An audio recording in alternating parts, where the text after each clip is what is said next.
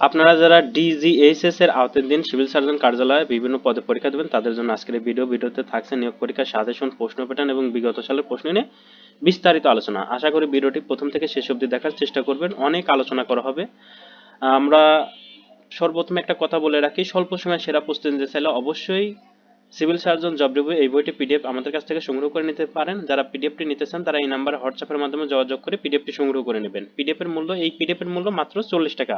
আর যারা full package নিতে চান, 100% প্রশ্ন কমন পেতে চান, তারা অবশ্যই এই সবগুলা বইয়ের পিডিএফ আমাদের কাছ থেকে সংগ্রহ করে নিতে পারেন। সবগুলা বইয়ের পিডিএফ মূল্য 100 টাকা। যারা নিতে চান এটা স্ক্রিনশট দিয়ে এই নাম্বারে হোয়াটসঅ্যাপের মাধ্যমে যোগাযোগ করেন, পেয়ে যাবেন। আর সবগুলা বই যারা পেতে চান তারা যে কোনো লাইব্রেরিতে খোঁজ নেন, পেয়ে যাবেন।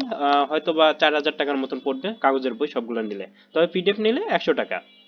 এখন আমরা আলোচনা করব যে আপনাদের কোন কোন টপিকস পড়ে গেলে পরীক্ষার হলে 100% প্রশ্ন কমন পাবেন। বাংলার জন্য সন্ধি, সমাস, বিপরীত শব্দ, এক কথা প্রকাশ, বানান, বাগধারা, সমার্থক শব্দ, কারক, সাহিত্য, অনুচ্ছেদ, এই টপিকসগুলো পড়ে যাবেন। কোন বইটা থেকে পড়বেন?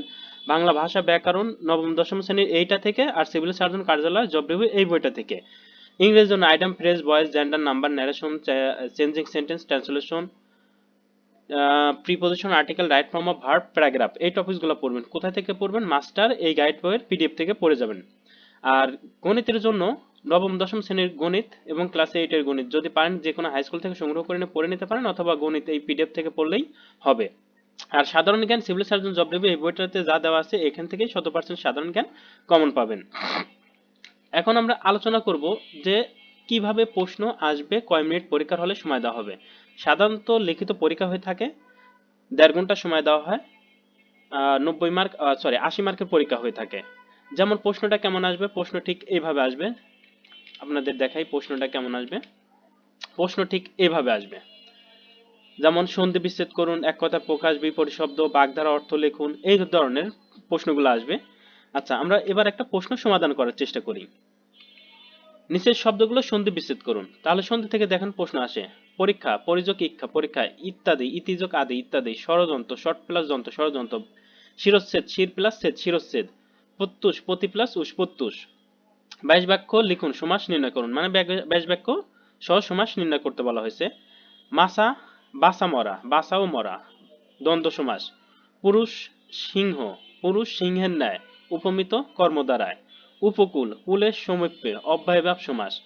গুরু ভক্তি, গুরুকে ভক্তি, চতুর্থ তৎপুরুষ সমাস। হাতাহাতি, হাতে হাতে যে যুদ্ধ, বেতিহার ব্রহবিহি সমাস। যুক্ত বর্ণগুলো ভেঙে লিখুন। তাহলে যুক্ত বর্ণ থেকে প্রশ্ন আসতে পারে, যুক্ত বর্ণ ভেঙে লিখুন। হয় যোগ ম, বর্গের যযোগ অঙ্গ, কয় যোগ, পেট কাটা মধ্যাহ্ন স। সংক্ষিপ্ত প্রশ্নের উত্তর লিখুন। মানে বাংলা সাহিত্য থেকে প্রশ্ন এসেছে। বাংলা সাহিত্যের আদি নিদর্শন কি? চর্যাপদ। বাংলা গদ্যের জনক কাকে বলা হয়? ঈশ্বরচন্দ্র বিদ্যাসাগরকে। সতীদাহ প্রথা বিলুপ্ত করেন কে? রাজা রামমোহন রায়। একেই কি বলে সভ্যতা? প্রহসনের লেখক কে? মাইকেল মধুসূদন দত্ত। বনফুল কাব্যগ্রন্থের রচয়িতা কে? রবীন্দ্রনাথ ঠাকুর। অর্থসহ বাগধারা ব্যবহার করে বাক্য রচনা করুন। তাহলে অর্থসহ বাগধারা নির্ণয় করতে বলে। ছাপোষা, অত্যন্ত গরিব। আদায় কাজকলা, শত্রুতা। ইলশে গুড়ি, গুড়ি গুড়ি বৃষ্টি। 49 বায়ু, পাগলামি। গড্ডলেখা, প্রবাহ। অন্ধ, অনুকরণ। Fill in the blanks with appropriate preposition. সঠিক প্রিপোজিশন দ্বারা গ্যাপগুলো পূরণ করতে বলা হয়েছে। তাহলে প্রিপোজিশন থেকে কিন্তু প্রশ্ন আসে। আই র্যালি, আর র্যালি পরে অন বসে, I rely on. Please tell me about plan, এখানে অ্যাবাউট আসবে। হি ইজ বিজি, বিজির পরে উইথ বসবে। The plane fly, plane fly over আসবে এখানে, ওভার দ্য মাউন্টেন, মানে পর্বতের উপর দিয়ে উড়ে গেল। আলি ইজ অন অফ, ওয়ানের পরে সবসময় অফ বসে, অন অফ মাই ফ্রেন্ডস, এখানে অফ বসবে। ট্রান্সলেট ইনটু ইংলিশ, ইংরেজিতে ট্রান্সলেট করতে বলা হয়েছে। আমার সাথে যোগাযোগ রেখো, stay in touch with me, অথবা কন্ট্যাক্ট উইথ মি। আমি কথা দিচ্ছি, আই প্রমিস। পাখি গান গায়, দ্য বার্ড সিংস সং। আমি ক্রিকেট খেলতে ভালোবাসি, I love to play cricket. আমাদের কেউ উপস্থিত ছিল না, no one of us were present. Change the voice, voice changing থেকে প্রশ্ন আসতে পারে বা এসেছে। We made him presented, he was made presented by us. Do not tell a lie, let not a lie be told. The cats the cat chased the mouse, the mouse was chased by the cat. Who wrote the speech, by whom the speech was written. Compose the letter, let the letter be composed. Choose the right form of verb, মানে সঠিক right form of verb দ্বারা শূন্যস্থানগুলো পূরণ করতে বলা হচ্ছে। Ice floats on the water, এর floats সাথে শুধুমাত্র এস বসবে, কারণ আইসটা third person singular number. I saw him run, যেহেতু এখানে একটা ভার্ব আছে, দ্বিতীয় আর একটা ভার্ব আসলে সেই ভার্বের সাথে অবশ্যই এনজিও আসবে, তাহলে রানিং হবে। Walking, while walking at the station I meet him, যদিও হোয়েল থাকে তাহলে সেন্টেন্সের দ্বিতীয় ভার্বটা অবশ্যই পাস্ট ইনডিফিনিট টেন্স হবে, তাহলে এখানে মিটের সাথে শুধুমাত্র মিট হবে, একটাই উঠে যাবে। অন অফ দ্য ম্যাঙ্গোস, যেহেতু অনেকগুলো ম্যাঙ্গোর মধ্যে একটা এটা সাবজেক্ট হয়েছে, তাহলে বির পরিবর্তে এখানে ইজ বসবে। ইউ হ্যাড বেটার, হ্যাড বেটারের পরে সবসময় ভার্বের বেস ফর্ম বসে, এখানে গো আছে, গোই বসবে। Write a paragraph about vaccine not more than, মানে 150 ওয়ার্ডের বেশি নিয়ে ভ্যাকসিন বিষয়ে একটা প্যারাগ্রাফ লিখতে হবে, 150 ওয়ার্ডের বেশি হতে হবে, হওয়া যাবে না। সমাধান করুন। 2 এবং 32, 2 এবং 32-এর মধ্যে মৌলিক সংখ্যা কয়টি ও কি কি?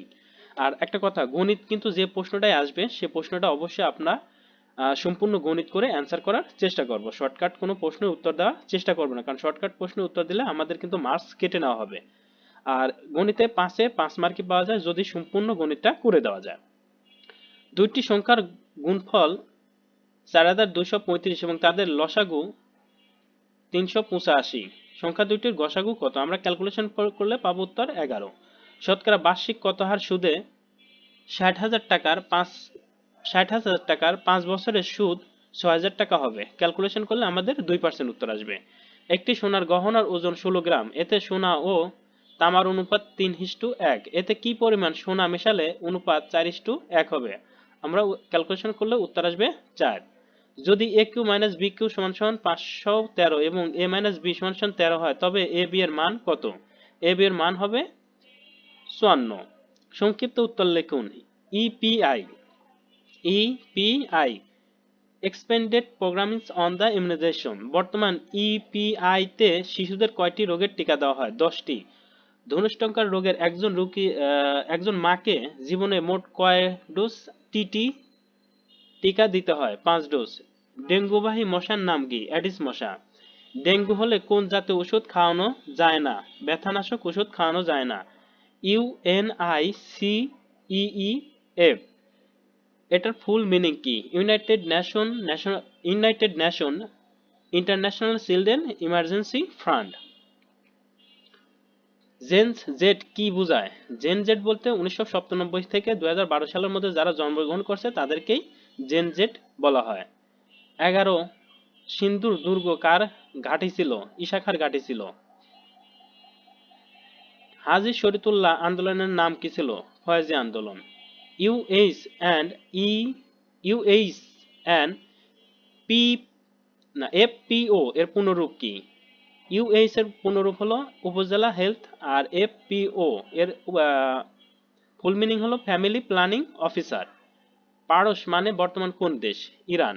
জেদ্দা কোন সাগরের তীরে অবস্থিত? লোহিত সাগরের তীরে। বাংলাদেশের সংবিধান এ পর্যন্ত কয়বার সংশোধিত হয়েছে? 17 বার। ইউক্রেনের রাজধানীর নাম কি? কিয়েভ। জরায়ু ক্যান্সার প্রতিরোধ দেওয়া ভ্যাকসিনের নাম কি? এইচপিভি টিকা। আপনারা বুঝতে পারছেন যে প্রশ্ন কেমন আসবে, কিভাবে পড়তে হবে, কোথায় থেকে পড়তে হবে, সবকিছু আলোচনা করা হলো। আপনাদের এখন যদি ভালো লেগে থাকে তাহলে অবশ্যই ভিডিওটি লাইক দিয়ে চ্যানেলটি সাবস্ক্রাইব করে ভিডিওটি শেয়ার দিয়ে আপনাদের ফেসবুক প্রোফাইলে রেখে দিতে পারেন। সবার জন্য শুভকামনা রইল। আজকের ভিডিও এখানেই শেষ করছি। আল্লাহ হাফেজ।